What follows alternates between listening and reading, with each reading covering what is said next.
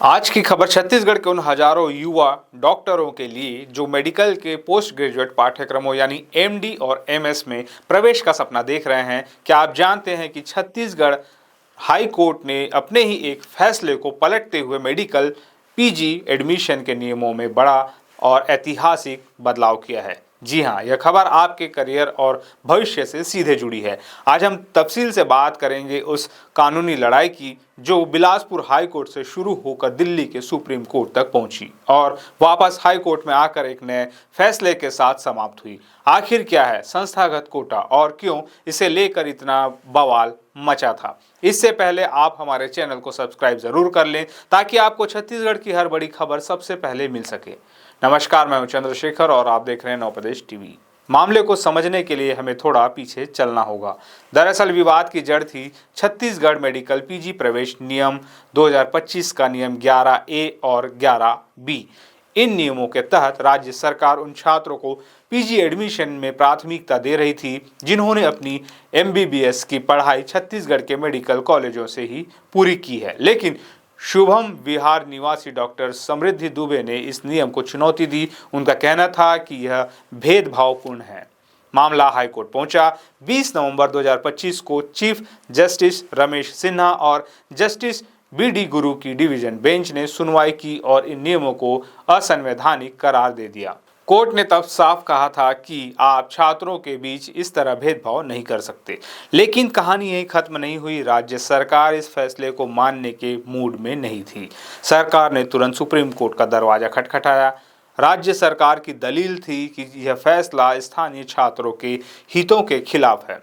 18 दिसंबर 2025 को supreme court में इस मामले की सुनवाई हुई। सुप्रीम कोर्ट ने दोनों पक्षों को सुना और एक दिलचस्प मोड़ दिया। सुप्रीम कोर्ट ने राज्य सरकार को यह छूट दी कि वे वापस हाई कोर्ट जाएं और वहां स्पष्टीकरण मांगे कि आखिर संस्थागत कोटे के लिए कितनी सीटों का आरक्षण देना उचित होगा। टीकाकरण है सबसे जरूरी काम। जरूरत पड़ने पर काम से छुट्टी लें और पिता होने का फर्ज निभाएं। आपके बच्चे का स्वास्थ्य ही आपकी सबसे बड़ी कमाई है। राष्ट्रीय स्वास्थ्य मिशन, झारखंड सरकार। अब वापस आते हैं वर्तमान में। सरकार फिर से हाई कोर्ट पहुंची, लेकिन इस बार पूरी तैयारी के साथ। राज्य सरकार की तरफ से अतिरिक्त महाधिवक्ता शशांक ठाकुर ने कोर्ट में बहुत ही महत्वपूर्ण तर्क रखा। उन्होंने साफ किया कि सरकार निवास यानी डोमिसाइल के आधार पर आरक्षण नहीं मांग रही है, बल्कि संस्थान के आधार पर वरीयता देना चाहती है। कोर्ट में सरकार ने तर्क दिया कि छत्तीसगढ़ के मेडिकल कॉलेजों में एमबीबीएस की 50% सीटें वैसे भी ऑल इंडिया कोटे से भरी जाती है, जिनमें दूसरे राज्यों के छात्र आते हैं। इसलिए अगर हम छत्तीसगढ़ के कॉलेजों से पास हुए छात्रों को पीजी में आरक्षण देते हैं तो इसे क्षेत्रवाद या निवास आधारित भेदभाव नहीं कहा जा सकता। सरकार ने बताया कि 1 दिसंबर 2025 को नियमों में संशोधन कर दिया गया है। अब 50% सीटें संस्थागत आरक्षण के लिए होंगी और बाकी 50 ओपन मेरिट के लिए। इस दलील ने खेल पलट दिया। चीफ जस्टिस रमेश सिन्हा और जस्टिस बीडी गुरु की डिवीजन बेंच ने सुप्रीम कोर्ट के फैसलों, विशेषकर तन्वी बहल केस का हवाला देते हुए माना कि पीजी सीटों पर सिर्फ निवास या डोमिसाइल के आधार पर 100% आरक्षण गलत है, लेकिन एक सीमित सीमा तक संस्थागत प्राथमिकता देना संवैधानिक रूप से मान्य है। नतीजतन हाई कोर्ट ने अपने पुराने आदेश में बड़ा संशोधन किया।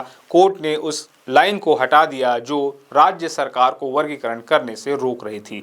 आसान शब्दों में समझे तो अब मेडिकल कॉलेजों से एमबीबीएस करने वाले छात्रों को पीजी एडमिशन में 50% सीटों पर आरक्षण मिलेगा। इसे अब वैधानिक मान्यता मिल गई है। यह फैसला उन छात्रों के लिए एक बड़ी राहत है जिन्होंने छत्तीसगढ़ से अपनी डॉक्टरी की पढ़ाई की है, क्योंकि अब उनके लिए आगे की राह थोड़ी आसान हो गई है। वहीं ओपन कोटे के छात्रों के लिए भी 50% सीटें सुरक्षित हैं, जिससे मेरिट का भी सम्मान बना रहेगा। ब्यूरोक्रेसी और न्यायपालिका के बीच चली इस रस्साकशी का अंत अब छात्रों के हित में एक स्पष्ट नियम के रूप में हुआ है। इस फैसले पर आपकी क्या राय है? क्या संस्थागत कोटा सही है या सब कुछ ओपन मेरिट पर होना चाहिए? हमें कमेंट करके ज़रूर बताएं। हमसे जुड़ने के लिए चैनल को सब्सक्राइब करें।